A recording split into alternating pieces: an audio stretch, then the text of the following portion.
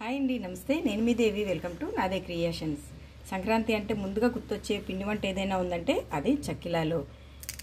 చూడండి ఎంత క్రిస్పీగా, క్రంచీగా చాలా బాగుంటాయి. అయితే దీన్ని తయారు చేయడంలో చిన్న మెలకువలు పాటిస్తే మనకి ఇలాగా ఎక్స్ట్రా క్రిస్పీగా ఈ చక్కిలాలు రెడీ అవుతాయి.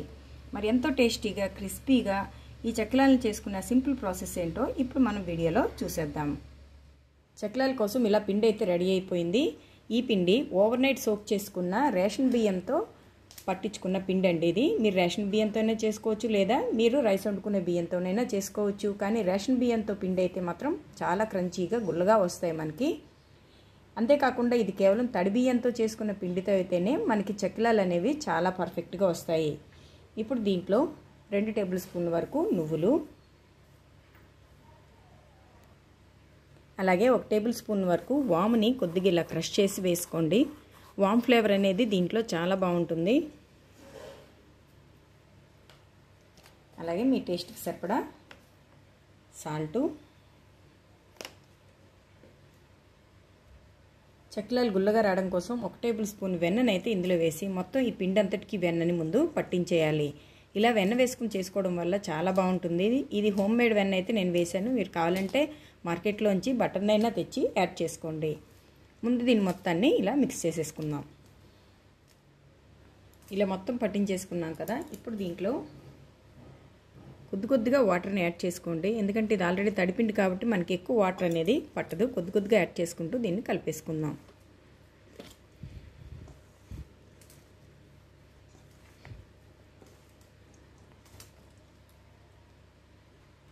ఈ పిండి మనకు రెడీ అయిపోయింది. చూడండి ఇలా ఉండాలి. అంటే మనం ఇలా సైడ్కి తీసేస్తే ఎక్కడ అంటుకోకుండా పిండి మనకు వస్తేనే మనకి చక్కిలాల పిండి అనేది పర్ఫెక్ట్గా రెడీ అయినట్టు. చూసారా, ఎక్కడ అంటుకోకుండా ఇలా వస్తుంది అంటే మనకి పిండి రెడీ అయిపోయింది. ఇప్పుడు ఇలా రెడీ చేసుకుని పిండి మీద ఒక మూతను పెట్టేసి 1/2 an hour పాటు పక్కన పెట్టుకోండి. ఈ పిండి మనకు కరెక్ట్గా సెట్ అయిపోయింది. ఇప్పుడు దీంతో చక్కిలాలను ఎలా చుట్టుకోవాలో చూద్దాం. ఇప్పుడు ఇలా కలుపుకున్న దీంట్లోంచి ఒక చిన్న పిండి ముద్దని తీసుకోండి. దీనికి సన్నగా ఒక కాడని తెప్పించాలి. అంటే ఇలా సన్నగా కాడ అనేది రావాలి. ఇలా ఒక శుభ్రమైన కాటన్ క్లాత్ తీసుకుని దాని మీద ఇలా ఒత్తేసుకోవడమే.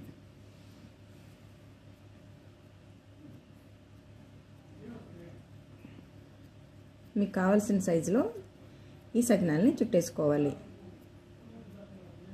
చూడండి, ఇలా మనం రౌండ్ తిప్పుకుంటూ కర్వ్స్గా చుట్టుకుంటే మనకి ఇది గుల్లగా చాలా బాగా వస్తాయి. మనకి ఇది రెడీ అయిపోయింది. ఇప్పుడు ఇంకొకటి చూద్దాం. ఇలా జస్ట్ సన్నగా ఒక కాడని ఇలా దింపుకొని ఇలా చుట్టూ తిప్పుకుంటూ ఇలా మనం చక్కిలాన్ని ప్రిపేర్ చేసుకోవాలి. కొంచెం ప్రాక్టీస్ చేస్తే ఈ కర్వ్ తిప్పడం అనేది ఎవరికైనా వస్తుంది.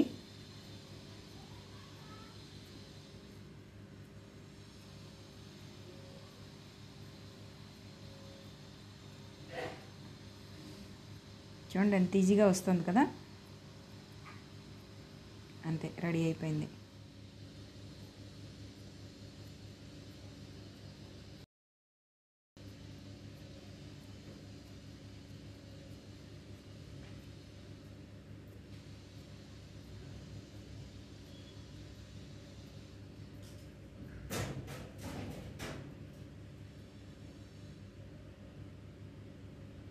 చూడండి, అన్నిటిని మనం ఇలా చుట్టేసుకున్నాం.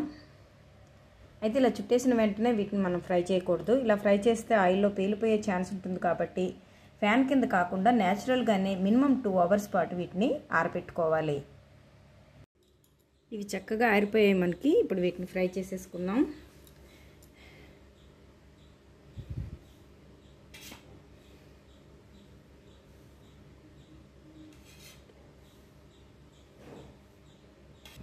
మనకి ఆయిల్ చక్కగా హీట్ అయింది. ఇప్పుడు దీంట్లో మనం ప్రిపేర్ చేసుకున్న ఈ చక్కిలాల్ని ఇలా వేసేసుకుందాం.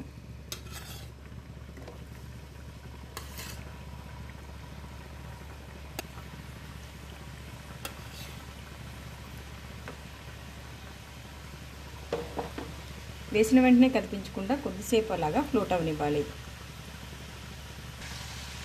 ఇవి చూడండి వాటంతా అవే ఫ్లోట్ అయ్యాయి కదా. ఇప్పుడు వీటిని రెండో వైపుకి కొద్దిగా ఫ్లిప్ చేద్దాం.